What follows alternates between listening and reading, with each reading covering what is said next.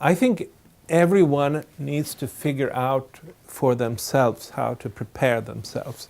You know, I'm saying I expect some collapse in the monetary system as the next night begins. But I would not be able to guide or to advise anybody else, because there are so many considerations. People will have to follow their own inner guidance. The right thing for one person might not be the right thing for another.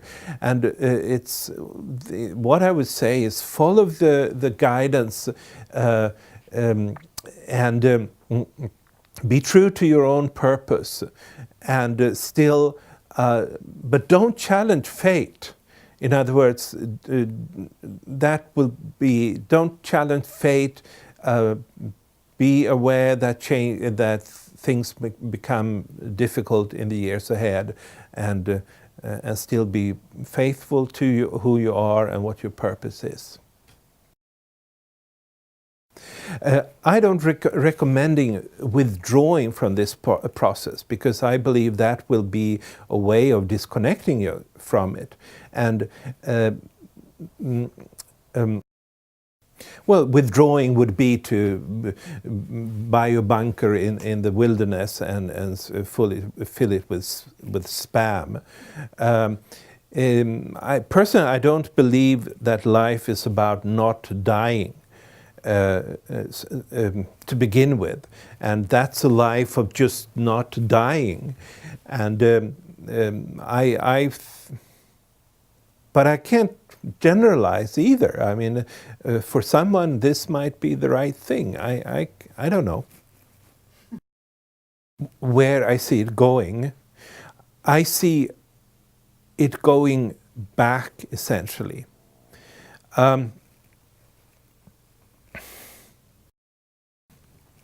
So the thing to understand these different underworlds and the kind of effects that they've had on our monetary systems is that it's not just some kind of a linear, straight evolution. Each underworld carries its own particular wave movement, and it brings about its own particular change. So the one we're up on now, I think fundamentally is about balancing the effects of some of the earlier underworlds. And one of those was, for instance, the point where the gold standard was completely abolished, meaning that money becomes something that's just purely in the minds of people based on whatever agreements they have as to its value. Now, that means that, in a sense, that they actually have no value at all if you want to look upon it strictly. And I think what is happening now is a change in the minds of people, where people are starting to realize this. And as that change happens in how people perceive money, we will see a downfall of all these kind of simply agreement-based currencies.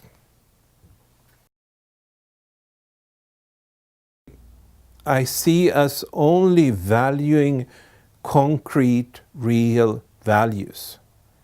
Gold is that, but so is many other things. Tangible. Tangible, yeah. Useful thing. Yeah. And, you know, I'd like to come back what you told me earlier. You had listened to Bill Clinton being interviewed on Larry King, saying that over a year, a third of the world's wealth had disappeared. Now, when you think about it, if you look around, actually none of the world's wealth had disappeared, because everything that has true value is still around, even after this year. All that has changed was this, that the numbers in the computers of the stock exchanges and the banks and so forth had been depreciated by a third, had gone down by a third. And I think this is a very good way of illustrating when I say that it will be a collapse of this abstract value, that we will no longer look for those digits in the computers, and we will look for what's real and real values, and that's what's still left, and nothing of that has disappeared. So how would you, given the shift, you bring up a very interesting thing. It's like the collapse of the financial system really hasn't affected Main Street. Restaurants are still filled. People have lost their jobs, but you could argue that those people are just being reallocated into other more useful parts of the economy. In the process of, we're driving up deficits at an alarming rate, and people are screaming that we're going to destroy the country because of that. But are you suggesting that there's a possibility that this path that we're on, that people are saying is unsustainable, is in fact the proper path? Because when you take out the paper money supply, it doesn't matter if there's debt or asset, or it doesn't matter if you're in the black or the red. You're just moving society forward. That I couldn't understand, actually. Could you? I didn't understand it. Well, I mean, right now, everybody's complaining about the deficits of every country. Right, yeah. And especially the Western countries, yes. Yeah. Deficits. Yeah. If paper money is kind of like going to get pushed aside, Yeah. which is probably what the Western countries are going to have to do. Yeah, yeah. Perhaps it's the proper path. Yeah. I mean, I guess what I'm trying to get at. I see what you're saying. The path we're on, everybody's complaining about, but it may be this is exactly the proper path.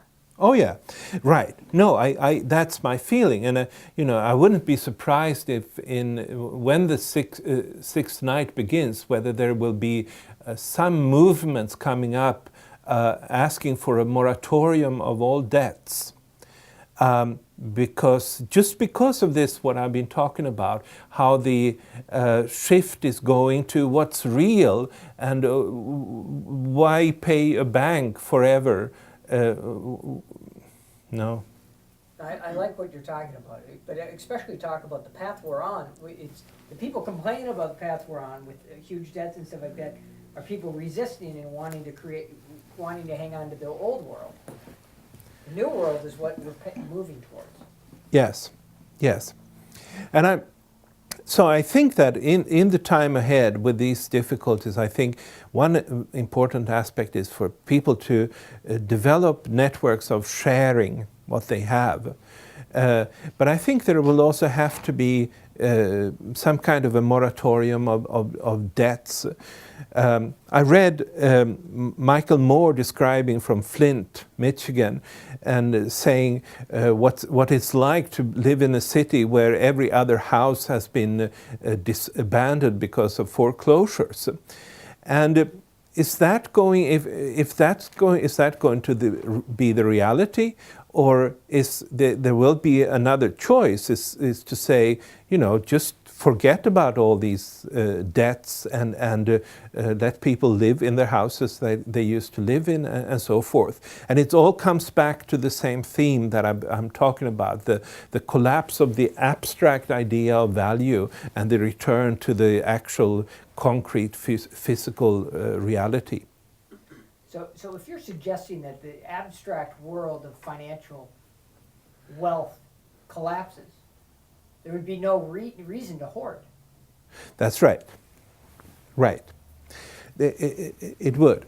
It would probably satisfy the basic needs of a lot of people, and at the same time, Let's talk about that. Yeah. Let's talk about that. Change that. Because we only have 2 minutes.